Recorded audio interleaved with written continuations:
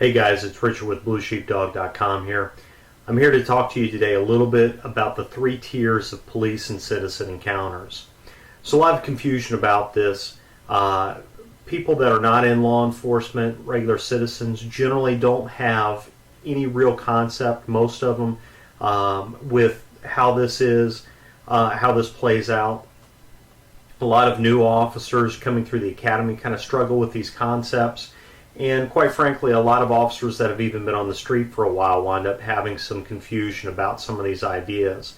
See a lot of case law that comes out on whether or not someone was lawfully detained or if someone was lawfully arrested. And a lot of it goes back to what we're going to be talking about today. So hopefully I'll cover some things, maybe make some things clear, and hopefully let you make some better cases out here. Okay, there's three basic tiers to a citizen police encounter. You have the consensual encounter, you have the investigative detention, and the last but not least, you have the arrest. Okay, and when we're talking about these three tiers, generally what we have is three different things that come into play for us. Is someone free to leave?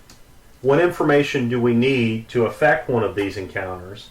And then if we're interviewing someone, does Miranda come into play? So let's talk about these three things. First one, the least intrusive, is right here, the first tier, and that's the consensual encounter. And the consensual encounter is real simple. That's just me having a conversation with somebody. It could be I get out at a convenience store to walk inside to get a bottle of water, and while I'm standing in line, I'm talking to the guy next to me. That's a consensual encounter. Consensual encounter could also be maybe I see somebody suspicious, but I don't really have anything, any reason to stop them, but it just doesn't feel right. So I walk over and I start talking with them. Okay, consensual encounters. So in a consensual encounter, one of the primary things that we have to keep in mind is, are they free to leave? And absolutely, yes, they are free to leave. That means that if we walk over and we're talking with someone we think is suspicious, but we're not down here at the investigative detention, it's just a consensual encounter, and they say, screw you, I ain't talking to you, and they turn around and walk off, there they go. You cannot stop them unless you've got some reason to detain them, and we'll talk about this down here. But a lot of times, if you're starting up here at the consensual encounter, unless you've developed something more, you just have to turn and watch them walk off. Okay? Completely free encounter, they can talk to you, they cannot talk to you. Okay? If you're right here at the consensual encounter and you ask somebody their name and they lie to you, or they don't respond, they don't give you their name, they don't have to. Okay? If you're in a consensual encounter, you ask for their name, they tell you I ain't going to tell you, and you arrest them, you're going to have some problems in court. Trust me. Okay, so are they free to leave? Absolutely, yes, they are.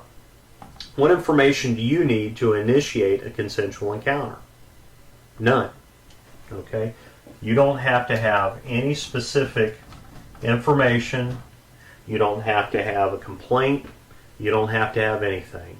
You just happen to be in the area, they happen to be in the area, and you strike up a conversation. Okay? Like I said, could be just you're talking to somebody in line at the store.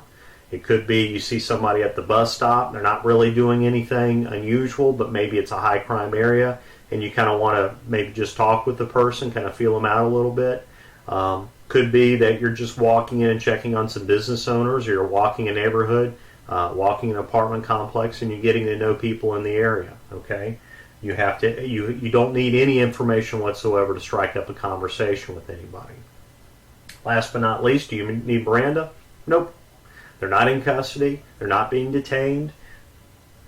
They're free to leave at any point, so you do not need Miranda.